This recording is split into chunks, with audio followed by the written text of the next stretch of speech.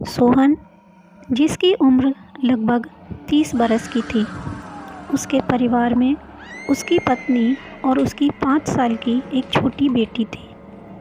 यही उसकी एक छोटी सी फैमिली थी। सोहन टीटी की जॉब करता था। एक बार अपनी टीटी की जॉब के दौरान वह प्लेटफॉर्म पर बैठा था। कोई काम न होने की वजह से उसे नींद आ रही थी। वो बार बार अपनी झपकी से परेशान होकर पास के ही स्टॉल से पानी की बोतल लेकर मुंह धोने लगा, जिससे उसकी नींद भाग जाए। मुंह धोने के बाद वो खड़ा होकर पानी पी ही रहा था कि सामने से उसे एक ट्रेन आती दिखाई दी। वो ट्रेन पूरी तरह से खाली थी, लेकिन एक 8 या 10 बरस का लड़का उस ट्रेन की खिड़की से झांक रहा था। यह देखकर सोहन को कुछ अजीब सा लगा। उसने सोचा, पूरी ट्रेन खाली है तो यह बच्चा इस ट्रेन में क्या कर रहा है। अब उसे उस बच्चे की चिंता होने लगी। सोहन जल्दी से स्टेशन मास्टर नरेंद्र के पास जाता है और उन्हें पूरी बात बताता है। तब स्टेशन मास्टर ने उसे बताया कि हाँ, ये ट्रेन इस समय खाली ही जाती है, इसमें कोई भी पैसेंजर नहीं होता है। ये लॉन्ग रूट की ट्रेन है, ये 80 किलोमीटर से पहले नहीं रुकेगी। तुम्हें भ्रम हुआ होगा, उसमें कोई लड़का नहीं होगा। रात के 1 बज रहे हैं, लगता है तुम्हारी आंखों में नींद भरी है। जाओ, जाकर थोड़ी देर रेस्ट कर लो। पर सोहन को बहुत बेचैनी हो रही थी। उसे लग रहा था कि हो ना हो उस बच्चे की जान को खतरा हो सकता है। शायद वो बच्चा गलती से ट्रेन में चढ़ गया हो। तभी सोहन को उसकी वाइफ का फ़ोन आ जाता है। सोहन पूरी बात अपनी वाइफ को बताता है। उसकी वाइफ कहती है, आप अपनी बाइक से जाकर जिस भी स्टेशन पर गाड़ी रुके पता लगाइए। सोहन कहता है, हाँ ठीक है, मैं जाता हूँ। जिस स्टेशन पर उस पैसेंजर ट्रेन को रुकना था, सोहन वहाँ के स्टेशन मास्टर को फ़ोन लगाता है और उसे पूरी बात बताता है। स्टेशन मास्टर उससे कहता है, आप मत आइए यहाँ, ट्रेन तो बस आने ही वाली है, मैं पता करता हूँ। और यह कहकर फ़ोन कट जाता है।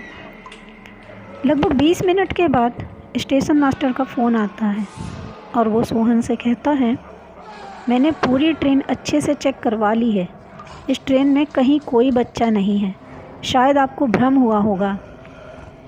अब तो सोहन को भी यही लगने लगता है कि हो ना हो ये उसका भ्रम ही है, और वो निश्चिंत हो जाता है। पर अगले दिन ठीक उसी समय वही पैसेंजर ट्रेन सोहन के सामने से गुजरती है और सोहन को फिर वही बच्चा दिखता है। इस बार सोहन बिना देर किए अपनी बाइक उठाता है और 80 किलोमीटर दूर जहाँ ट्रेन को रुकना था वहाँ पहुँच जाता है। वहाँ पहुँचकर वो ट्रेन को ध्यान से देखता है तो उसे वो बच्चा ट्रेन की खिड़की से झांकता हुआ दिखता है। वो दौड़कर उस डिब्बे में चढ़ जाता है और पूरा डिब्बा छान मारता है, पर उसे कहीं वो बच्चा नहीं दिखता है। वो ट्रेन से नीचे उतर आता है तो उसे फिर वही बच्चा खिड़की से झांकता दिखता है, तो वो फिर ट्रेन में चढ़ता है। इस बार ट्रेन के डिब्बे का दरवाज़ा अपने आप बंद हो जाता है। सोहन उस लड़के को डिब्बे में ढूंढता है। इस बार वह लड़का उसे ऊपर वाली बर्थ पर दिखता है। लड़का रो रहा होता है। वो सोहन से कहता है, अंकल प्लीज़ आप यहाँ से चले जाइए और दोबारा कभी मत आइएगा, वरना वो आपको भी मार डालेगा। प्लीज़ अंकल चले जाइए यहाँ से। सोहन कहता है, कौन मार डालेगा बेटा, किसकी बात कर रहे हो, किससे डर रहे हो।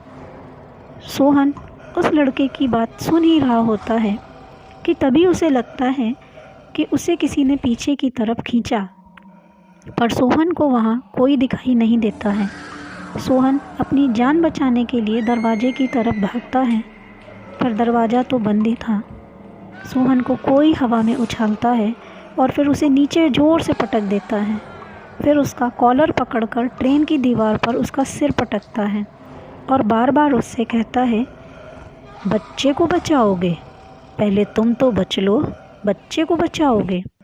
सोहन को वो अदृश्य शक्ति इतना मारती है कि सोहन बेहोश हो जाता है, और जब उसे होश आता है तो वो देखता है उसके शरीर से कई जगह खरोंचों के निशान हैं और कई जगह शरीर से खून बह रहा है। उसकी शर्ट फट चुकी थी। अचानक से सोहन की नज़र ट्रेन की दीवार पर पड़ती है, जहाँ पर खून से लिखा था, अंकल, इस बार तो मैंने किसी तरह आपको बचा लिया, पर शायद मैं अगली बार आपको ना बचा पाऊँ, इसलिए आप प्लीज़ यहाँ मत आना, आप मुझे मेरे हाल पर छोड़ दो। इस बार सोहन को उस डिब्बे का दरवाज़ा खुला मिल जाता है और वो अपनी जान बचाकर किसी तरह से वहाँ से भागता है। वो किसी तरह अपनी बाइक से चलकर हॉस्पिटल तक पहुँचता है और अपना इलाज करवाता है।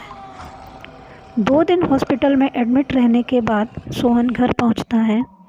घर पहुँचकर वो सारी बात अपनी पत्नी को बताता है। पत्नी उससे कहती है, देखिए जी, कुछ भी करिए पर उस बच्चे की आत्मा को मुक्त कराइए। पर सोहन अब दोबारा उस ट्रेन में जाने को मना कर देता है।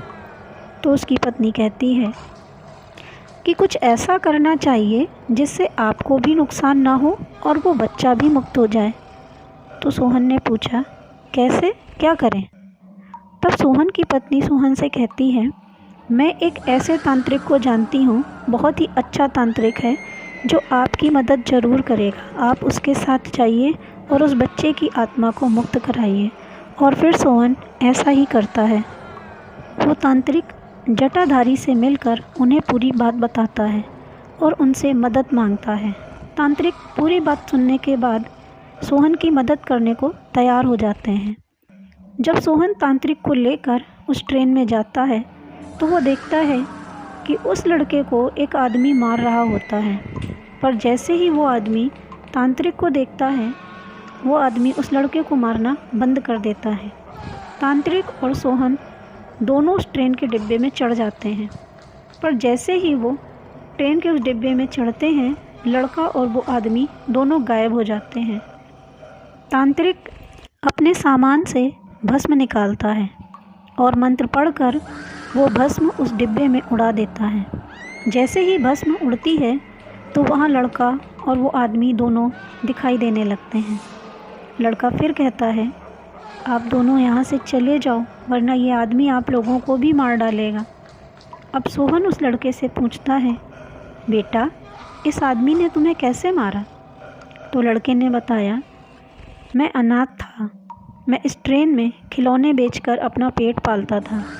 एक दिन इस आदमी ने मेरे सारे खिलौनों का थैला मुझसे छीन लिया और मुझे चलती ट्रेन से धक्का दे दिया। पर संयोग से ये आदमी भी चलती ट्रेन से गिर गया। तब से इस आदमी की आत्मा ने मेरी आत्मा को अपने कब्जे में कर रखा है और इसलिए ये मुझे मारता रहता है। सोहन ने कहा, तुम डरो मत बेटा, हम तुम्हें इस आदमी की आत्मा से मुक्त कराएंगे। उस बच्चे की आत्मा को मुक्त कराने के लिए तांत्रिक ने मंत्र फूंकने शुरू कर दिए, लेकिन उस आदमी की आत्मा ने तांत्रिक पर ही हमला करना शुरू कर दिया। अचानक हमले से तांत्रिक गिर जाता है और बेहोश हो जाता है। उसी समय वो आदमी अब सोहन को मारना पीटना शुरू कर देता है। वो सोहन को गिराकर उसकी पीठ पर बैठ जाता है। सोहन दर्द से कराहने लगता है और उसके मुंह से एक तेज चीख निकल जाती है। उसकी चीख को सुनकर तांत्रिक को होश आ जाता है। तांत्रिक पूरी शक्ति से मंत्रों का जाप करना शुरू कर देता है। तांत्रिक अपनी झोली से एक गुड़िया निकालता है और अपने मंत्रों की शक्ति से वो उस आदमी की आत्मा को उस गुड़िया में कैद कर लेता है और उसके ऊपर काला धागा बांध देता है, जिससे कि उस आदमी की आत्मा अब उस गुड़िया से बाहर ना निकल सके। उस आदमी की आत्मा के कैद होते ही उस बच्चे की आत्मा मुक्त हो जाती है और वो सोहन और तांत्रिक का धन्यवाद अदा करके ट्रेन के उस डिब्बे से हमेशा हमेशा के लिए मुक्त हो जाता है। सोहन आज एक अच्छा लेकिन मुश्किल काम करके बहुत खुश था। उसने तांत्रिक को उसकी मदद करने के लिए धन्यवाद दिया और प्रसन्न मन से अपने घर की ओर चल दिया। दोस्तों, आज का सवाल ये है कि तांत्रिक का क्या नाम था?